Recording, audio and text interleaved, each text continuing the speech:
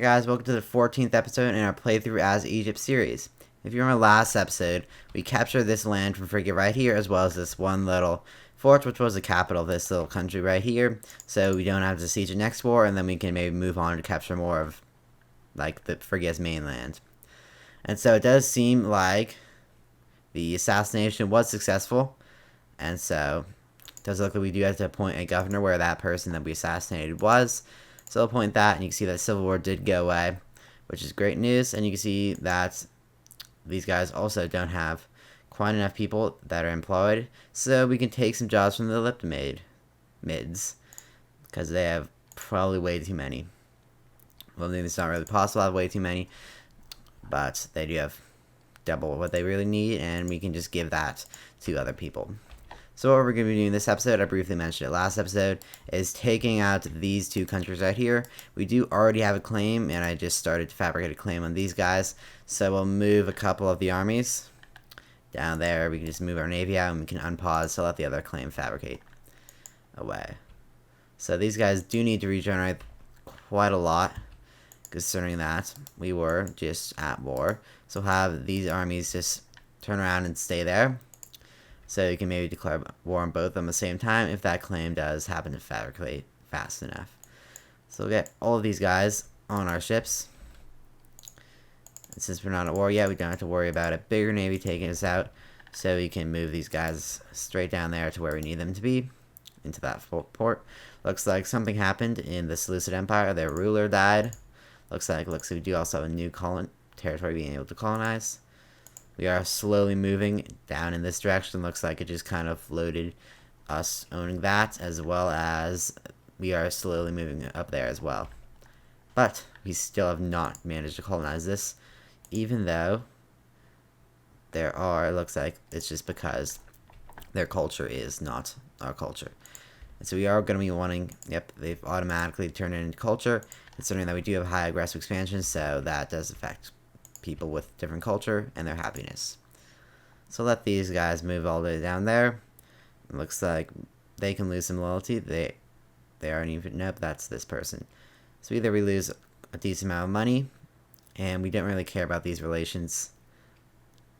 So we'll go with this. And we do actually have to fire these mercenaries. They are still costing us a lot, and they are on our ship. So we'll just have to get them all off and then fire them, because we really don't need them anymore. So we can disband them. We'll have to pay them about 100 gold.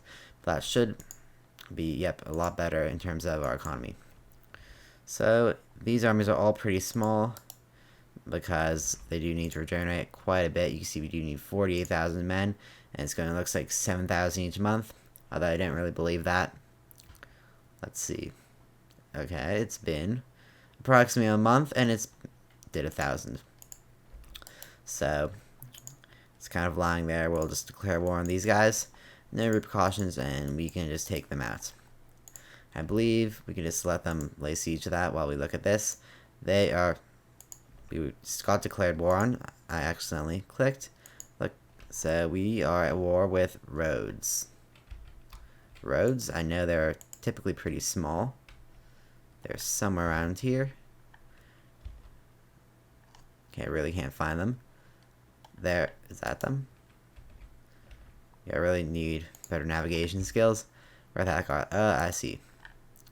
You know, Rhodes, it's not really my job to give you advice, but considering your massive army of 6 whole cohorts, and then you look over to my army, it's pretty small, only 133, you might not, that's a really bad move. So, other army, get on the ships. We're going for an unplanned war. Let's go take out Rhodes. There's their navy. Here's our navy, about like 10 times bigger than theirs. Not actually 10 times though. And we will just drop those troops off right there and then hunt down their navy, if it's not around here. Looks like if they are docked, we can put them in there, and we'll let 24,000 troops. That should be enough. This is only a level 1 fort. I'll just kind of go way overboard. And we can have those guys sit in the ship. Unless they want, we'll go with this, because we are going to be pretty much always at war. And it looks like we are now have a high war score, but these guys, we have a terrible war score, considering that they control that province. Which, I mean, we are laying siege to it. It is a level 1 fort.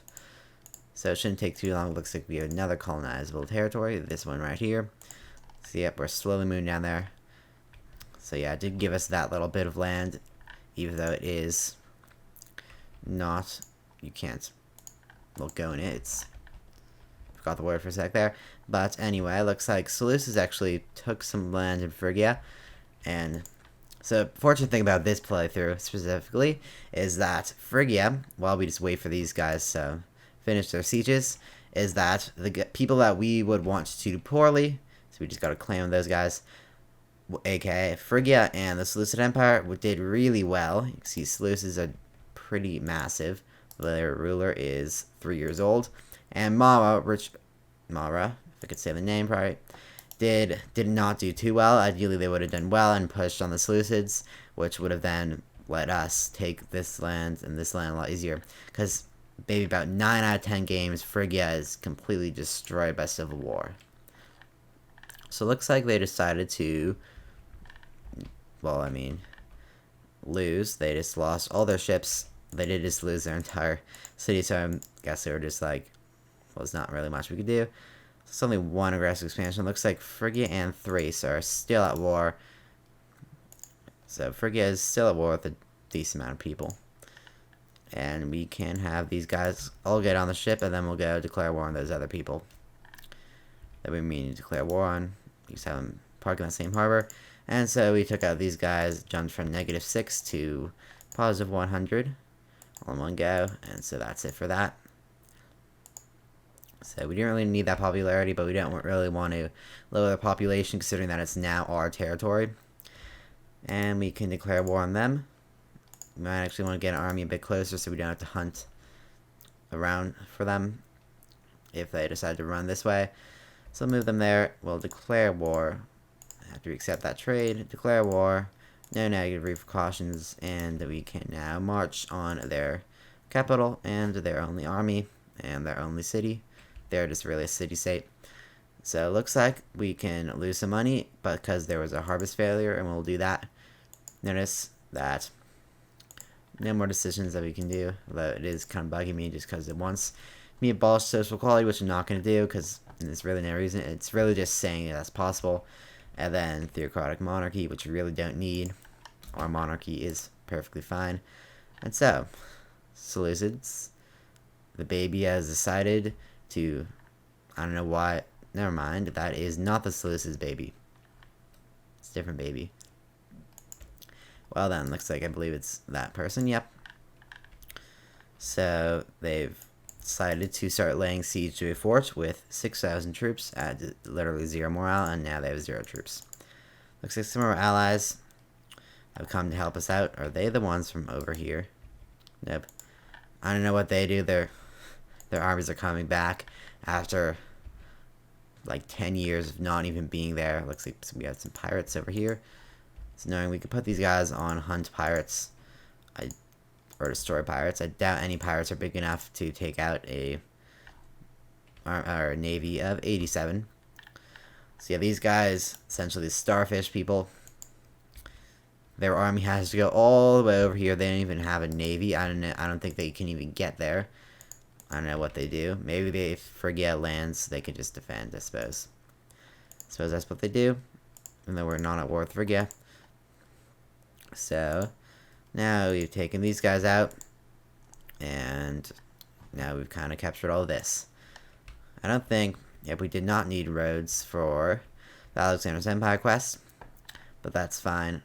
We do have most of them now. You can see these guys all here. Well, this is Phrygia itself, and then they're all allied in some way to Phrygia, and then these guys are our allies. And so most of these guys are all allied to Phrygia.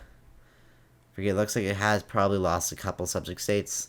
Actually, probably to us, considering we took all this land, and that was mostly Phrygian subject states. But so this is a really quick episode. Thanks for watching. I'll see you again next time. Well, maybe we declare war on Phrygia again, or maybe, probably not the Seleucid Empire. But maybe we just, maybe do some war with Phrygia, or expand a bit this way. I know I said we wouldn't, but it wouldn't really hurt to have that extra land to take out Phrygia. So thanks for watching. I'll see you again next time.